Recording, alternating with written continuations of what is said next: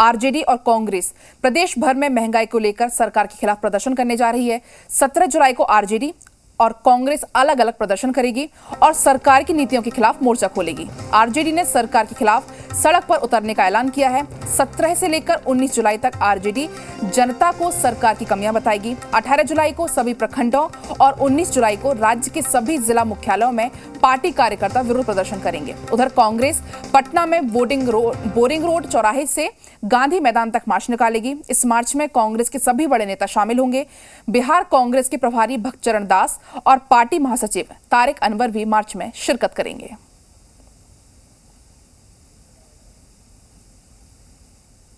कि राष्ट्रीय जनता दल इस बात को स्पष्ट करे,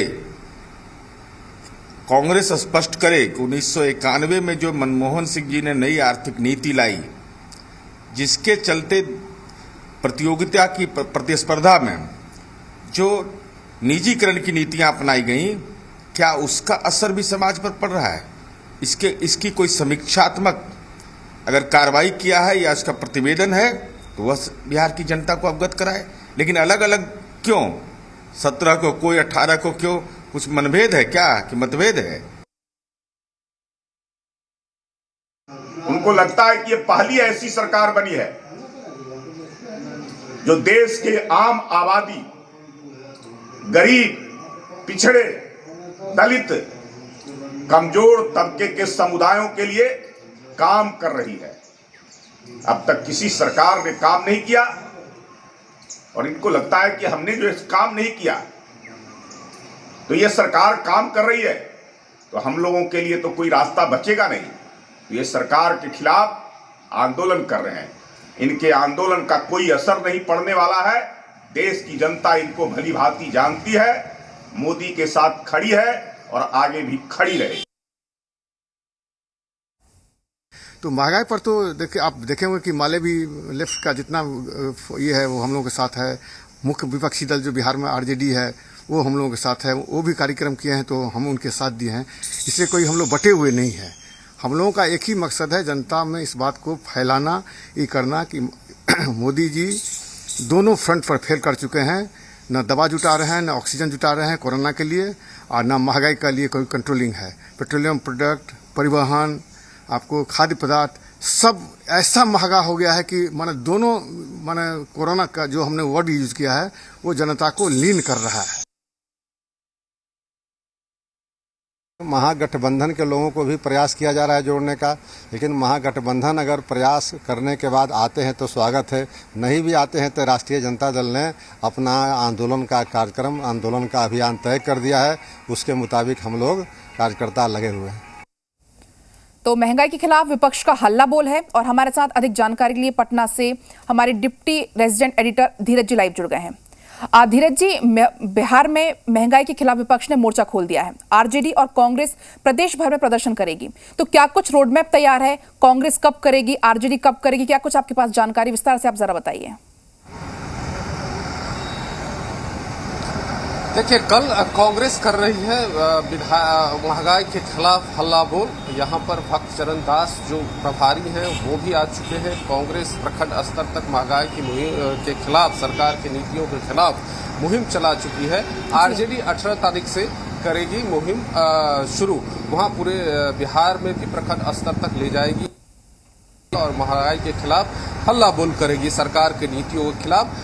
ये बात सही भी है कि पेट्रोल के दाम ज्यादा बढ़ गए हैं, घरेलू गैस जो है उसके दाम बढ़ गए हैं। इसके लोग काफी कहीं ना कहीं परेशान हैं। हमारे साथ अभिषेक झा हैं, प्रवक्ता हैं जेडीयू के, उनसे ही पूछते हैं कि इन लोगों पर महंगाई का असर कितना हुआ है। मैं सीधा सवाल आपसे कि महंगाई का असर कितना हुआ है, आप लोगों पर हुआ है या नहीं? देखिए, निश्चित रूप से महंगाई एक बहुत गंभीर मुद्दा है। लगातार पेट्रोल और डीजल की कीमतों में इजाफा भी हो रहा है।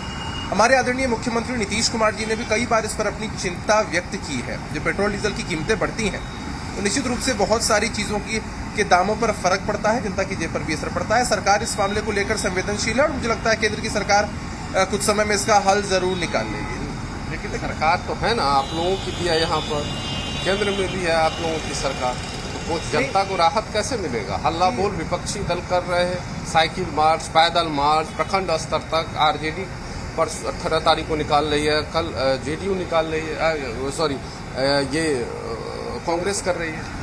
देखिए, मैंने कहा कि महंगाई गंभीर मुद्दा है, सरकार संवेदनशील है, इसका हल निकाला जाएगा और हम भी मानते हैं कि केंद्र की सरकार को हर प्रदेश की सरकार से कोऑर्डिनेट करके पेट्रोल डीजल की कीमतों के दामों में कैसे कमी आए इसके बारे में सोचना चाहिए, प्रयास करना चाहिए। लेकिन आप विपक्ष की चर्चा लगातार कर रहे हैं। देखिए, विपक्ष के लोग सिर्फ अपनी मरी हुई राजनीति को जिंदा करने की कोशिश इन सब माध्यम से करते हैं, जनता का जुड़ाव इनसे नहीं होता। क्या किया था आपने अपने वक्त में जब कांग्रेस की सरकारें हुआ करती थी, उस वक्त भी क्या स्थिति इनके कंट्रोल में होती थी? और दूसरी बात यह है कि राजद के लोग महंगाई पर इतना लंबा चौड़ा भाषण दे रहे हैं। अरे, इनके नेता प्रतिपक्ष जाने जाते हैं अपना बर्थडे केक भी प्राइवेट जेट में काटने के लिए। इनको महंगाई से कोई फर्क नहीं पड़ता है, ना इनको जनता से मतलब है। इनके लिए सिर्फ मुद्दा बनाना है, जनता को बरगलाना है। जनता का समर्थन किसी भी मुद्दे पर इनको नहीं मिलने वाला है। जो कुछ किया जाएगा सरकार की तरफ से किया जाएगा, प्रयास भी जारी है। ये देखिए, सत्ता पक्ष के जो लोग होते हैं वो गोलमोल जवाब दे देते हैं, क्योंकि महंगाई ऐसा मुद्दा है जो कहीं ना कहीं आम लोग साथ में जो पार्टी से जुड़े हुए हैं उन पर भी असर डालते हैं। चूंकि एक पार्टी से जुड़े तो वो गोलमोल जवाब देते हैं, लेकिन महंगाई एक मुद्दा है, इसको खिलाफ अब कांग्रेस और आरजेडी और जितनी विपक्षी पार्टियां हैं देश भर में वो लगातार सवाल उठा रही है सरकार की नीतियों पर।